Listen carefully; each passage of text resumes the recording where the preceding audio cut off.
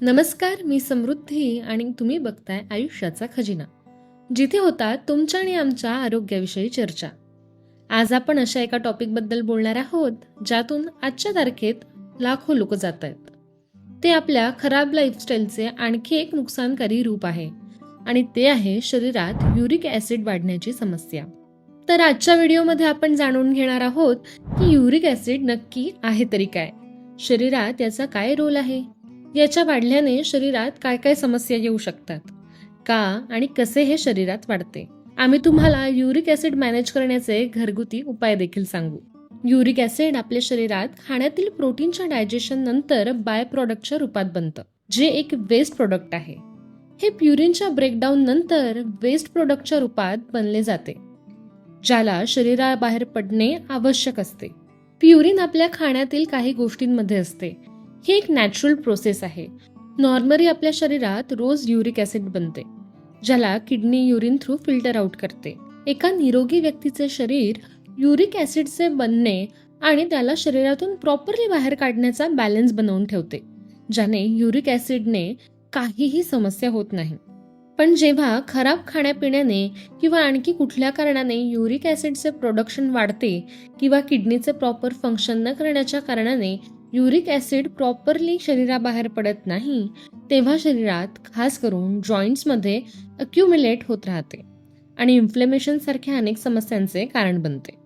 जर नॉर्मल रेंजबद्दल बोलले तर हे मेल आणि फिमेलमध्ये वेगवेगळे असते, कारण दोघांमध्येही मेटाबॉलिझम लेवल आणि हार्मोनल फॅक्टर्स वेगळे असतात. पुरुषांमध्ये युरिक ॲसिडची normal range 3.4 to 7.0 milligram per decilitre एवढी असते. तेच महिलांमध्ये ही range 2.4 to 6.0 milligram per decilitre एवढी असते. तर असे का होते यावर आता एक नजर टाकूयात. युरिक ॲसिडचे बॅलन्स बिघडते, ज्याचे सगळ्यात मोठे कारण आहे खराब लाईफस्टाईल. या 3 गोष्टी आहेत ज्या जास्त कारणीभूत असू शकतात, आणि त्या आहेत स्मोकिंग, अल्कोहोल आणि पूर्ण दिवस बसून राहणे म्हणजेच फिजिकल ऍक्टिव्हिटी नसणे. शिवाय पॅकेज्ड जंक आणि प्रोसेस फूड, हाय sodium food, sugary drinks, carbonated drinks सुद्धा युरिक ॲसिडचे बॅलन्स बिघडवण्यास कारणीभूत ठरतात. युरिक ॲसिडची समस्या जास्त करून पुरुषात बघायला मिळते. याचे कारण आहे मेल्समध्ये स्मोकिंग आणि अल्कोहोलची सवय जास्त बघायला मिळणे. पण असे नाहीये की महिलांना ही समस्या होत नाही. खराब लाईफस्टाईल तर स्त्री आणि पुरुष दोघांचीही आहे. युरिक ॲसिडला शरीरातून प्रॉपरली बाहेर काढण्याकरता बेसिकली तुमच्या क्लिअरन्स सिस्टीमचे योग्य असणे गरजेचे आहे, ज्यात 2 गोष्टींकडे लक्ष द्यावे. पहिली गोष्ट म्हणजे तुमच्या शरीरात गरजेपेक्षा जास्त युरिक ॲसिड बनू नये, आणि दुसरी तुमची किडनी योग्य प्रकारे काम करणे, ज्याने युरिक ॲसिड नॉर्मल पद्धतीने शरीराबाहेर पडेल. आता बोलूया, जर युरिक ॲसिडचे प्रोडक्शन शरीरात वाढले आणि किडनी याला शरीराबाहेर काढू शकत नसेल तर काय नुकसान होऊ शकते. जास्त काळ असे होत असेल तर युरिक ॲसिड शरीरात अक्युम्युलेट होणे सुरू करते. मग युरिक ॲसिडचे क्रिस्टल्स बनणे सुरू होऊन जे किडनीमध्ये स्टोन्सच्या रूपात राहतील, तुमच्या शरीरात सांध्यांमध्ये जमा होणे सुरू करतील आणि शरीरातील सर्व सांध्यांमध्ये भयंकर दुखणे, सूज येणे किंवा लेस मोबिलिटीची समस्या सुरू होऊ शकते. युरिक ॲसिडचे क्रिस्टल्स जॉईंट्समध्ये जमा होऊन गाऊटचा त्रास सुरू होऊ शकतो, जो अर्थरायटिस म्हणजेच गाठांचा एक भाग आहे. याशिवाय हातापायांवर सूज, चालण्यास त्रास देखील होऊ शकतो. मोठ्या काळापर्यंत हाय युरिक ॲसिड तुम्हाला क्रॉनिक किडनी डिसीजचे रुग्ण देखील बनवू शकते. सोबतच हे तुमच्या हार्ट हेल्थवर सुद्धा परिणाम करू शकते. तुम्ही या समस्येला नजरअंदाज न करता आपल्या रुटीन आणि लाईफस्टाईलमध्ये मेजर चेंजेस करणे खूप गरजेचे आहे. युरिक ॲसिडची समस्या होण्याच्या कारणांमध्येच याचा बचाव आहे, जसे की हायड्रेशन. जर तुम्ही योग्य प्रमाणात पाणी पित नसाल तर युरिक ॲसिड वाढण्याचे चान्सेस असतात, आणि जर तुम्हाला युरिक ॲसिड वाढण्याची समस्या असेल तर तुम्हाला तुमच्या पाण्याचे प्रमाण वाढवावे लागेल, जेणेकरून किडनीला शरीरातील अतिरिक्त युरिक ॲसिड लघवीद्वारे बाहेर काढण्यास मदत होईल. पाण्याबरोबरच तुम्ही तुमच्या आहारात लिंबू पाणी, ताक, नारळ पाणी यांसारखे द्रव पदार्थही वाढवू शकता. येथे लोक एक चूक करतात, जसे की जेव्हा युरिक ॲसिड वाढलेले असते तेव्हा ते पाण्याचे सेवन वाढवतात, परंतु दिवसा पाणी पिणे विसरतात आणि नंतर रात्री जास्त पाणी पिऊन भरपाई करण्याचा प्रयत्न करतात. त्यामुळे रात्री जास्त लघवी येते आणि झोप डिस्टर्ब होते. झोपेची खराब गुणवत्ता देखील युरिक ऍसिड वाढवण्यास कारणीभूत ठरते. त्यामुळे दिवसभर पाणी पित राहा. पाण्याचा जग, बाटली किंवा भांडे तुमच्या आजूबाजूला ठेवणे हा उत्तम मार्ग आहे, जेणेकरून तुम्हाला पाणी पिण्याची आठवण होत राहील. किंवा तुम्ही रिमाइंडर देखील सेट करू शकता. एक गोष्ट लक्षात ठेवा, लिक्विड वाढवणे याचा अर्थ असा नाही की तुम्ही तुमच्या आहारात जास्त साखर असलेले ज्यूस किंवा पेय घेणे सुरू करा. हे तुमचे युरिक ऍसिड कमी करण्याऐवजी वाढवू शकतात.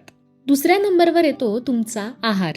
तर आता तुम्ही काय खावे आणि काय नाही याबद्दल बोलूया. डेफिनेटली आपण अल्कोहोल, स्मोकिंग आणि हाय फ्रुक्टोज फूड आयटम्स, हाय शुगर प्रोडक्ट्स पासून दूर राहावे. Package food, junk, process food यापासून कोणत्याही परिस्थितीत दूर राहा. फक्त युरिक ऍसिडच नाही तर तुम्हाला सर्व समस्यांपासून दूर ठेवण्यासाठी हे फार महत्वाचे आहे. ज्या गोष्टींमध्ये प्युरिनचे प्रमाण जास्त आहे, जसे की red meat, beef, organ meet जसे की लिव्हर इत्यादी जास्त प्रमाणात खाऊ नका. जर तुम्ही माफक प्रमाणात खाल्ले तर कोणतीही अडचण येणार नाही. पण सध्या तुमचे युरिक ऍसिड खूप जास्त असेल तर काही काळ ते पूर्णपणे थांबवा. अशा परिस्थितीत प्युरिनचे प्रमाण कमी असलेले पदार्थ जसे की ओट्स, ब्राऊन राईस आणि क्युनोआ यांसारखे होल ग्रेन्स खा. याशिवाय सी फूडही कमी खा. युरिक ऍसिडची समस्या असल्यास कडधान्ये, राजमा, मशरूम, कोबी इत्यादी पूर्णपणे बंद कराव्यात. पण आम्ही तुम्हाला सांगणार आहोत की या सर्व गोष्टी जर तुम्ही माफक प्रमाणात खाल तर युरिक ऍसिडची समस्या उद्भवणार नाही. तुम्ही या गोष्टी तेव्हाच थांबाव्या जेव्हा तुमचे युरिक ऍसिड खूप वाढलेले असेल आणि तेही काही काळासाठी. आता जर तुम्ही रोज नॉनव्हेज खात असाल, रोज हेवी प्रोटीनयुक्त पदार्थ खात असाल आणि तुमची शारीरिक हालचाल तेवढी नसेल तर अगदी निरोगी व्यक्तीलाही युरिक ऍसिडची समस्या व्हायला वेळ लागणार नाही. तुमच्या आहारात भरपूर हिरव्या भाज्यांचा समावेश करावा लागेल. खास करून तुम्ही केटोजेनिक आहाराचे पालन करत असाल तर दररोज किमान एक फळ खा. फक्त हंगामी फळ खाणे चांगले. 12 महिने उपलब्ध असलेली केळी तुम्ही खाऊ शकता. ही जळजळ कमी करण्यास देखील मदत करते. तुम्हाला तुमच्या आहारात व्हायटॅमिन सी रिच फूड आयटमचा समावेश करावा लागेल, जसे की आवळा. तुम्ही त्याची पावडर देखील वापरू शकता. किवी, संत्र, अननस, मोसंबी, स्ट्रॉबेरी यांसारख्या फळांचा आहारात समावेश करा. आता व्हायटॅमिन सी काय करते? वास्तविक व्हायटॅमिन सी एक्सेस युरिक ऍसिडचे मोअर सोल्युबल फॉर्म मध्ये रूपांतरित करते, ज्यामुळे शरीराला ते बाहेर टाकणे सोपे होते. तुम्ही लिंबू पाणी जरूर घ्या. यामुळे तुम्हाला व्हायटॅमिन सी तसेच हायड्रेशन देखील मिळेल. लो फॅट डेअरी प्रोडक्ट्स खा, जसे टोन्ड मिल्क, दही, ताक. विशेषतः मनुका असलेले दही, जे तुम्हाला व्हायटॅमिन B12 देखील देईल. अनेक वेळा युरिक ऍसिड वाढल्यामुळे व्हायटॅमिन B12 ची कमतरता देखील होते. पण लक्षात ठेवा की दही जास्त आंबट नसावे, अन्यथा ते ऍसिडिक असल्याने त्रास वाढू शकतो. नॉर्मल दही खा. तुम्ही ताक पिऊ शकता. ते तुमचे बीपी मॅनेज करण्यास मदत करेल आणि हायड्रेशन देखील देईल. तुमच्या आहारात चेरी, बेरी आणि इतर अँटीऑक्सिडंट रिच फळांचा समावेश करा, ज्यामुळे युरिक ऍसिडची पातळी कमी होण्यास मदत होईल. तसेच शरीरातील जळजळ कमी होईल. तुमच्या आहारात ओमेगा 3 फॅटी ऍसिड समृद्ध अन्न जसे सॅल्मन फिश, अक्रोड, फ्लेक्स सीड्स यांचा समावेश करा. बिस्किटे किंवा तेलकट स्नॅक्स खाण्याऐवजी संध्याकाळी चहासोबत मूठभर काजू, विशेषतः शेंगदाणे किंवा अक्रोड खा. फिजिकली ऍक्टिव्ह राहा. निरोगी वजन राखा. व्यायाम, चालणी, योगासने, पोहणे, सायकलिंग, हायकिंग इत्यादी ऍक्टिव्हिटीज करा, जेणेकरून तुमचे हार्ट रेट वाढेल, ब्लड सर्क्युलेशन इम्प्रूव्ह होईल आणि मेटाबॉलिझम बूस्ट होईल आणि अतिरिक्त युरिक ऍसिड जमा होऊ देणार नाही. जर तुम्हाला युरिक ऍसिडच्या समस्येपासून दूर राहायचे असेल तर स्ट्रेंथ ट्रेनिंगला तुमच्या व्यायामाचा एक महत्त्वाचा भाग बनवा. परंतु तुम्हाला सध्या युरिक ऍसिडची गंभीर समस्या असेल, विशेषतः सांधेदुखी, तर फक्त लो इंटेन्सिटी एक्सरसाइज करा. जॉईंट्सवर जास्त दबाव टाकू नका. Stress management. जास्त स्ट्रेस लेवल शरीराच्या महत्त्वाच्या फंक्शनवर परिणाम करते. त्यापैकी एक युरिक ऍसिड आहे. डीप ब्रीथिंग एक्सरसाइज करा. यामुळे तुम्हाला तणाव दूर करण्यातही मदत होईल. यानंतर येते प्रॉपर क्वालिटी स्लीप. ही चांगला आहार घेण्या इतकीच महत्वाची आहे. रेस्ट न घेतल्याने तुमच्या मेटाबॉलिझमवर परिणाम होतो. शरीरात इन्फ्लेमेशन वाढण्याचा धोका असतो, ज्यामुळे शेवटी युरिक ऍसिडची समस्या वाढू शकते. सांध्यांतील गाऊटची समस्या अधिक गंभीर रूप धारण करू शकते. त्यामुळे वेळेवर झोपणे, वेळेवर उठणे आणि योग्य ड्युरेशनपर्यंत झोपणे हे शरीराच्या अंतर्गत आरोग्यासाठी महत्त्वाचे आहे. किमान 7 ते 8 तास झोप नक्की घ्या. आता बोलूया, जर तुम्हाला युरिक ॲसिड वाढण्याची समस्या असेल तर चांगल्या जीवनशैलीसोबतच काही घरगुती उपाय तुमच्या युरिक ॲसिडचे प्रमाण लवकर कमी करण्यास मदत करू शकतात. जसे आले ओव्याचा चहा. या दोन्हींमध्ये इन्फ्लामेटरी प्रॉपर्टीज आहेत. तुम्ही ते सकाळी नाश्त्यानंतर 30 मिनिटांनी आणि रात्री जेवणानंतर 30 मिनिटांनी घेऊ शकता. हा उपाय 20 ते 25 दिवस सतत करा. दुसरी होम रेमेडी आहे ॲपल सायडर व्हिनेगर. ॲपल सायडर व्हिनेगर युरिक ॲसिड ब्रेकडाऊन करण्यास मदत करू शकते. तुम्हाला 1 टेबलस्पून ॲपल सायडर व्हिनेगर 1 ग्लास पाण्यात मिसळून दिवसातून एकदा प्यावे लागेल. आपण ते स्ट्रॉने प्या, अन्यथा ते आपल्या दातांच्या एनामेलला प्रभावित करू शकते. आता बघूया तिसरी रेमेडी, एप्सम सॉल्ट म्हणजेच मॅग्नेशियम सल्फेट, जे मिठासारखे दिसते. हे बाजारात सहज उपलब्ध आहे. तुम्ही ते कोमट पाण्यात घालून आंघोळ करून सांध्यांना शेकू शकता. रात्री झोपण्यापूर्वी हळदीचे दूध.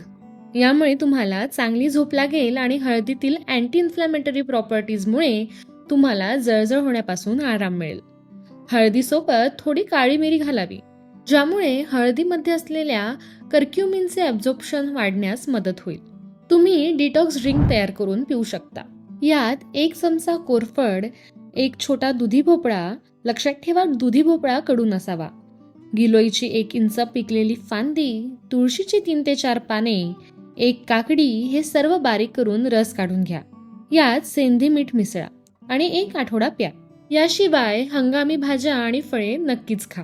काही लोकांना असा प्रश्न देखील पडतो की युरिक ॲसिडच्या समस्येमध्ये प्रोटीन पावडर घेऊ शकतात की नाही. तर उत्तर असे आहे की तुम्ही ते नक्कीच घेऊ शकता, परंतु अट देखील आहे की तुम्हाला नंतर फिजिकल ॲक्टिव्हिटी वाढवावी लागेल, स्ट्रेंथ ट्रेनिंग करावी लागेल. आठवड्यातून किमान 2दा हे केले पाहिजे.